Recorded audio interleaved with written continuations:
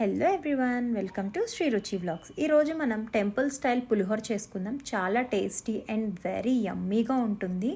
మనం రెగ్యులర్గా చేసే పులిహోరకి దీనికి డిఫరెన్స్ ఏంటంటే ఒక స్పెషల్ మసాలాని యూస్ చేస్తాం, అంతే తేడా. ఈ మసాలా వల్ల మనకి అచ్చం గుడిలో పులిహోర లాగే టేస్ట్ వస్తుంది.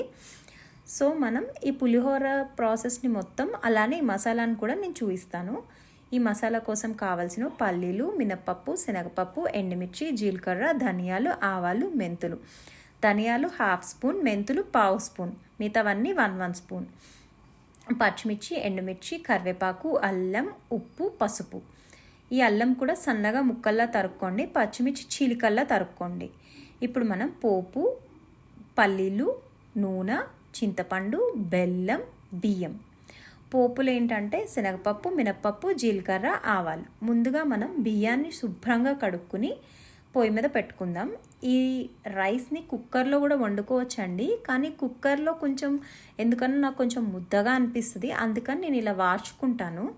మనం చింతపండును కూడా కడిగి నానబెట్టి గుజ్జును తీసుకోండి. గుజ్జు తీసే ప్రాసెస్ ఏంటంటే ఒక జల్లెడ లాంటి దాంట్లోంచి ఫిల్టర్ చేసుకుంటే మనకి వేస్ట్ అంతా పైనుండి పోతుంది, ప్యూరీ మొత్తం కిందకి దిగుతుంది.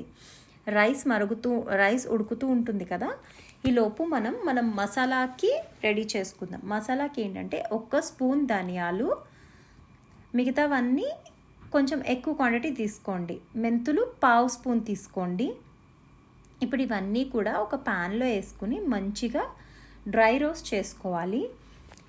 ఇందులో ఏ ఆయిల్, గీ ఇలాంటివి ఏం వెయ్యము. డ్రై రోస్ట్ చేసుకుని మనం వీటిని ఒక ప్లేట్లోకి తీసుకుని చల్లారబెట్టుకోవాలి. చల్లారబెట్టుకున్న తర్వాత ఒక మిక్సీ జార్లో వేసి మెత్తని పౌడర్ కింద గ్రైండ్ చేసుకోవాలి. గ్రైండ్ చేసేటప్పుడే మీరు తీసుకున్న రైస్కి సరిపడా, మీ రుచికి సరిపడినంత సాల్ట్ వేసుకోవాలి. సాల్ట్ వేసుకుని గ్రైండ్ చేసుకోండి. మన రైస్ కూడా ఉడికిపోయింది కాబట్టి దీన్ని మనం వాష్ చేసుకుందాం. మసాలా ఏంటంటే గ్రైండ్ చేసుకుని పక్కన పెట్టుకోండి. అలానే అందులో సాల్ట్ వేసుకున్నారు కదా, వేసుకున్న తర్వాత ఇప్పుడు మనం పాన్ పెట్టుకుని ఆయిల్ వేసుకుని చింతపండు గుజ్జు తయారు చేసుకుందాం. ఇందాక చింతపండు ప్యూరీ తీస్తాం కదా, ఆ ప్యూరీని ఆయిల్లో వేసి కొంచెం మరగబెట్టాలి.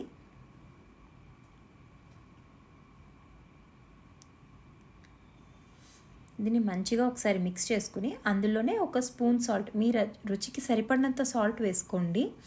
అందులోనే కొంచెం పసుపు వేసుకుని ఒకసారి కలుపుకోండి. కలుపుకున్న తర్వాత దీనిలోనే 1 రెమ్మ కరివేపాకు, అలానే మనం సన్నగా తరిగి పెట్టుకున్నటువంటి అల్లం కొంచెం, ఒక 1/2 స్పూన్ అనుకోండి. అలానే పచ్చిమిర్చి వేసి ఈ గుజ్జుని బాగా దగ్గరికి ఉడకబెట్టుకోవాలండి. ఈ గుజ్జు ఏంటంటే మనకి 1-2 నెలల వరకు కూడా నిలువ ఉంటుంది. బయట పెట్టుకున్నా ఉంటుంది, ఫ్రిడ్జ్లో పెట్టుకున్నా కూడా ఉంటుంది. ఇందులోనే 1 స్పూన్ బెల్లం. నేను 1 కప్ రైస్కే చెప్తున్నానండి మెజర్మెంట్స్ అన్నీ.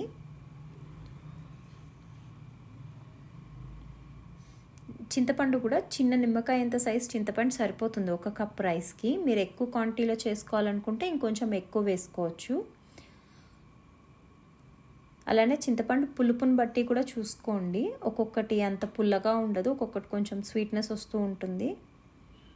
ఈ గుజ్జు బాగా ఉడికిపోయిన తర్వాత మనం పక్కన పెట్టేసుకుని మనం పోపుకి తయారు చేసుకుందాం. పోపుకి ఏంటంటే ఒక ప్యాన్ పెట్టి దాంట్లో ఒక 2-3 స్పూన్స్ ఆయిల్ వేసుకుని అందులో మనం తీసుకున్నటువంటి పల్లీలు యాడ్ చేయాలి. పల్లీలు కొంచెం టైం తీసుకుంటాయి కదా వేగడానికి. అవి కొంచెం ఫ్రై అయ్యాక అందులో మనం తీసుకున్నటువంటి పోపులు శనగపప్పు, మినప్పప్పు, జీలకర్ర, ఆవాలు. నేను తీసుకున్నది పల్లి నూనె అండి, అందుకే కొంచెం నురగొస్తుంది. ఇలా ఫ్రై చేసుకున్న తర్వాత మనం సన్నగా తరిగి పెట్టుకున్నటువంటి అల్లం ఇష్టమైతే వేసుకోండి, లేకుంటే స్కిప్ చేసేయండి. అల్లం వేసుకున్న తర్వాత ఎండుమిరపకాయ వేసుకోండి.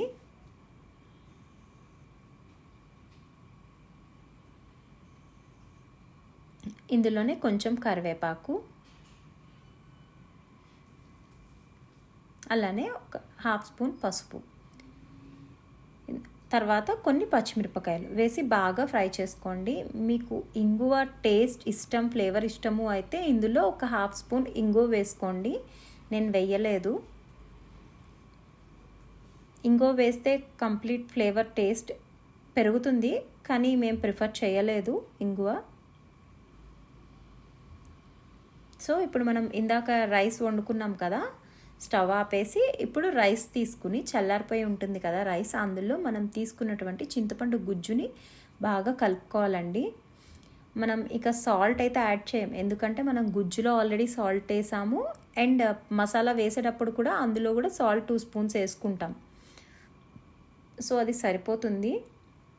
మసాలా కూడా యాడ్ చేసి బాగా కలుపుకొని, ఇది 3 స్పూన్స్ వరకు కూడా వేసుకోవచ్చు.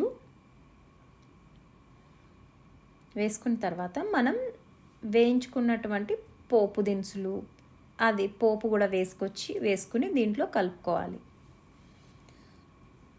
అంతేనండి, టెంపుల్ స్టైల్లో ఉండే రుచికరమైన పులిహోర రెడీ అయిపోయింది. మీకు ఈ వీడియో నచ్చినట్టయితే లైక్ చేయండి, షేర్ చేయండి, సబ్స్క్రైబ్ చేయండి. Thank you for watching.